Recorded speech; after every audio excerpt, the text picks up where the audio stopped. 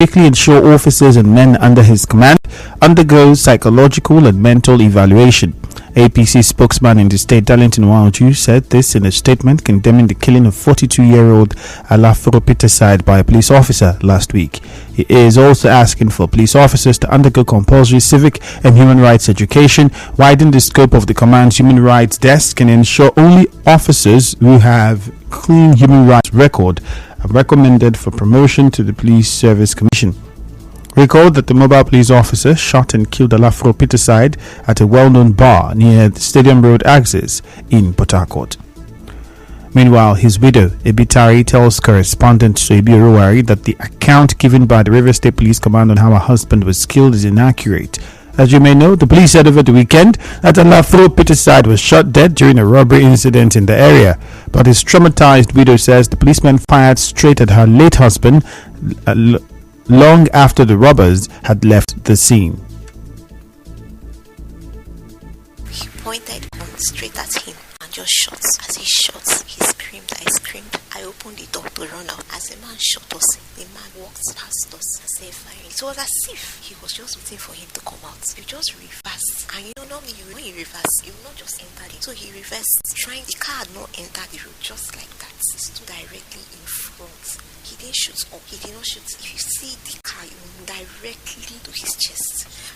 I called the aunt to come out and they had shot him.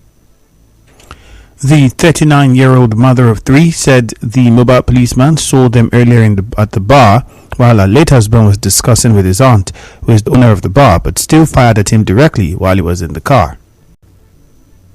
It was an intentional act because the policeman saw me, saw my husband, saw my children when we went inside. And when we were about leaving, he saw the car. So he won't say he got there. There's a boutique. So somebody sitting there. And I said that we should not be worried. The place is secure. The other person there is a police officer attached to that place that's like security. So we should just relax ourselves. And yes, he was and my 3 kids. So we went in, ordered what we wanted. Took us inside to a VIP lounge because that place was empty. So it was just us in there. So children. She called for justice for the death of her husband. I know in situations like this, there are a lot of stories I'll keep flying out, a lot of reversing blame, a lot of people saying a lot of things. I've tried not to even touch my phone. Right now, I'm their mother, I'm their father, I'm their everything. So I have to live for them. I'm looking up to God and I'm praying that this time around it's going to be different. That justice will be served. But this time around, husband will not die for not. Let justice be served. Wherever is authority, I'm praying, I'm crying to God that this time around it will not be like it has always been. Something will be done. That man must be brought to God. One of the sons who witnessed the incident corroborated his mother's account. My dad wanted to wait for my auntie, the owner of the place. My dad was talking to her and we got tired, so we went to then the robbers left. They already at the other end of the street. My dad was coming out, everything has he entered the car. Then immediately he reversed and drove out. As he was driving out, the policeman just came in front of him, shot the window directly at his chest, like in front of the car where all of us, the children, all of us were at the back, directly at his chest. I'm feeling bad, but I have to be strong because I know the Lord is going to take through. Also, a relative of the victim, Ogenero Emmanuel, said the family wants the State Police Command to ensure thorough investigation into the killing and into the incident and prosecute the police officer. He has an aged mother that's not eaten since Friday till now. She's trying to recuperate from losing her own sister, wife that doesn't even know what to do. Children, at some point you notice that they are moody and then they'll snap out of it because children are children. These responsibilities falls on wife, aged mother and the surviving. How they survive? If they have any form of, if there's a form of justice, at least they will hold on to that and say, at least whoever did this went for it. Not like they'll keep remembering that nothing justice didn't come out of it. In the meantime, the spokesperson of the Rivers State Police Command, Grace Iringekoko, says the mobile policeman who shot dead Mr. Alafro Peterside and other policemen have been transferred to the State Criminal Investigation Department of the Command.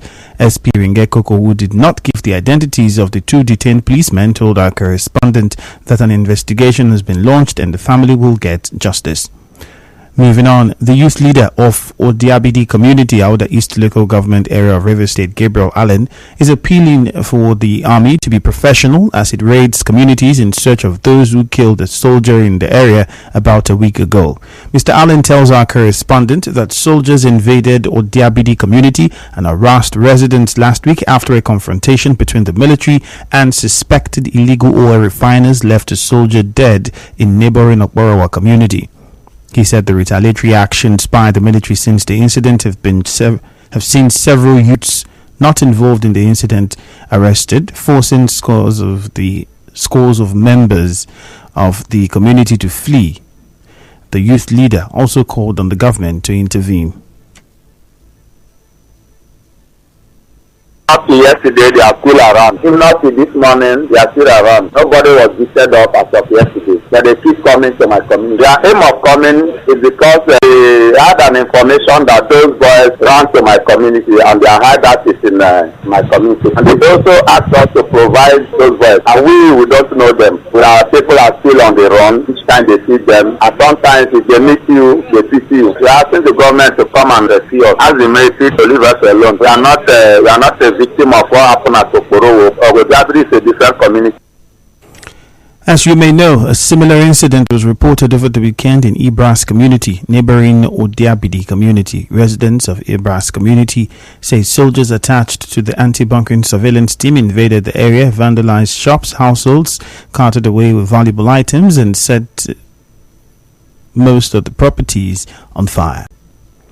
In another development, a jet belonging to the air component of Operation Delta Safe has destroyed 3 boats allegedly stealing crude oil from a pipeline in River State.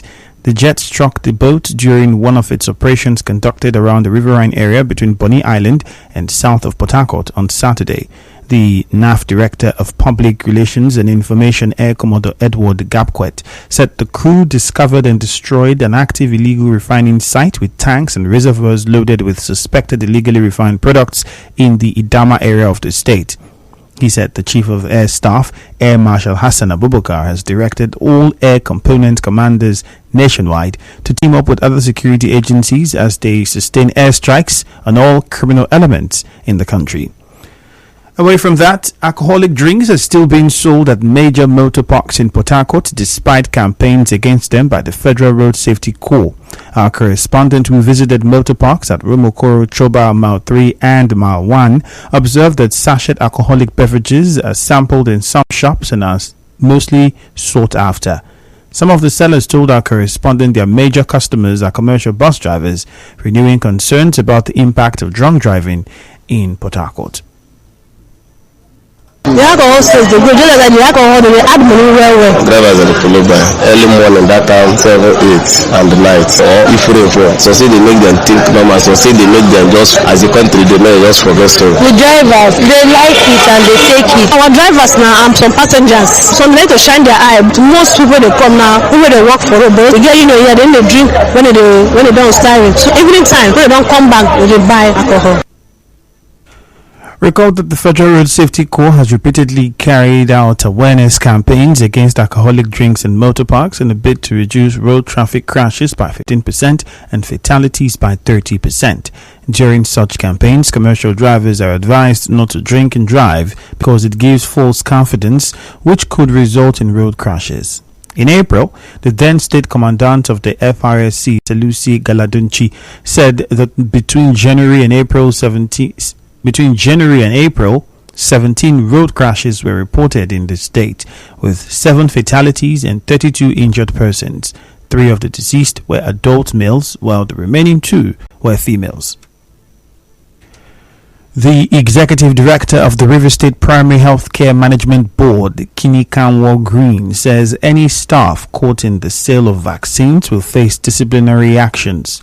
Dr. Kinikanwo said this yesterday when he paid an unscheduled visit to Opio Cottage and Rumokrushi Health Centers following allegations that staff of these hospitals are involved in the sale of free vaccines meant for children. They were taking it very seriously. The board has also noted 1 or 2 personnel, and of course disciplinary actions, disciplinary measures will be taken against the people that are culpable.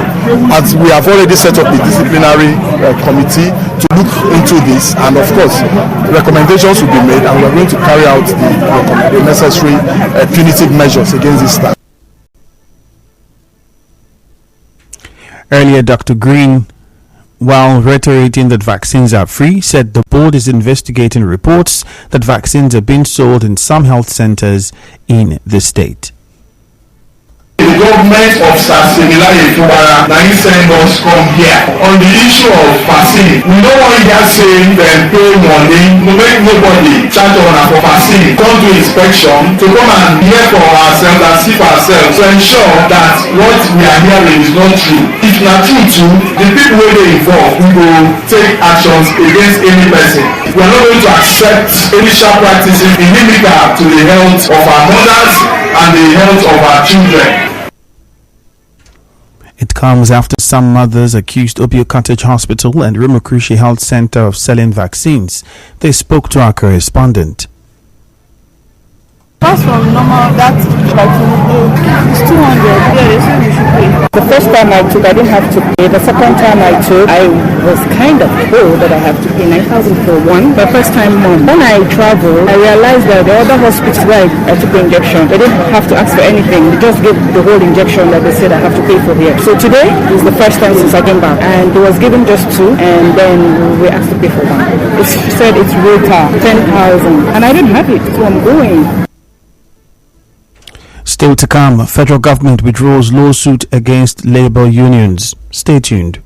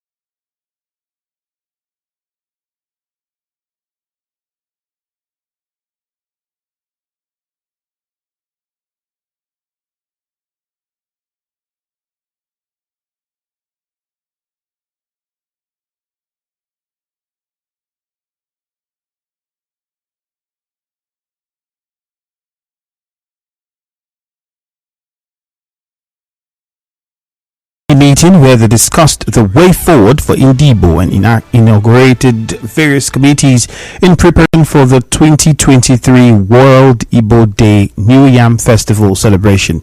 Joint Igbo community meeting, which was well attended by various Igbo indigents, was organized by Ohaneze Ndigbo, United Igbo Community Eze Ndigbo, and his Council of Chiefs. The president of the United Igbo Community, Emmanuel Okpara, spoke to newsmen after the meeting's significance. About the significance of the meeting.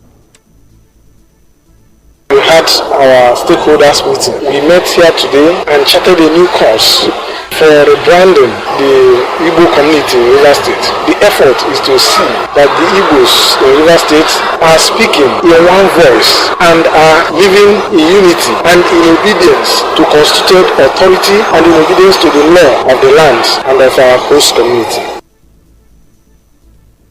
On his part, the president of Ohaneze Ndigbo in Rivers State, Lucky Ekeji, called for the participation of all Igbos in the state to achieve a colorful 2023 World Igbo Day celebration. I am appealing that everybody should come together as a one body so that we'll be able to achieve a great and successful Igbo Day in this 2023. And if you are an Igbo man or woman living in River State and you identify with us, we want to assure you that nobody can intimidate you. If there is any issue between an Igbo man and another person, and we discover that it is an issue of intimidation, we will not let that happen. That is what we stand for. Earlier, Eze Ndigbo in Rivers and Bayelsa, Eze Adiele Mmadụagụ, while inaugurating the Committee for World Igbo Day celebration, urged them to put in their best, especially in the discharge of their duties. The Committee for World Igbo Day is chaired by Bestman Ike, while the Indichie Committee is chaired by Udoka Bestman. Dan Nwogu and Uchenna Okokoba will coordinate members and other stakeholders within and outside River State for the Igbo Day celebration. It was a rowdy session at the Senate yesterday during the screening of a ministerial nominee, Festus Keyamo. He appeared before the Senate to be screened for a new position under President Bola Tinubu. However, events turned sour when Senator Darlington Nwokocha moved the motion requesting the suspension of the nominee's screening. Recall that Mr. Keyamo was a Minister of State for Labor and Employment under former President Muhammadu Buhari's administration. The federal government has withdrawn its contempt lawsuit filed against the labor unions for organizing the nationwide anti-subsidy protest on August 2.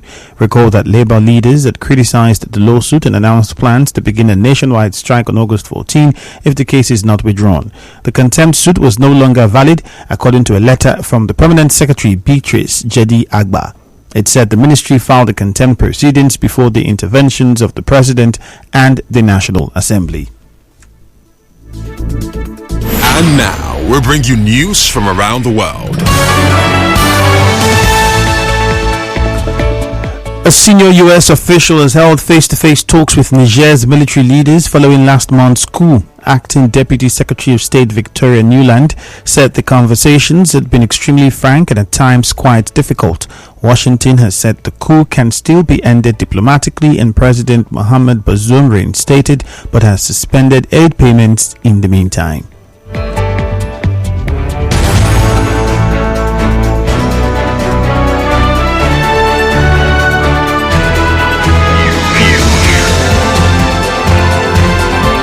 This is the news on 92.3 Nigeria Info.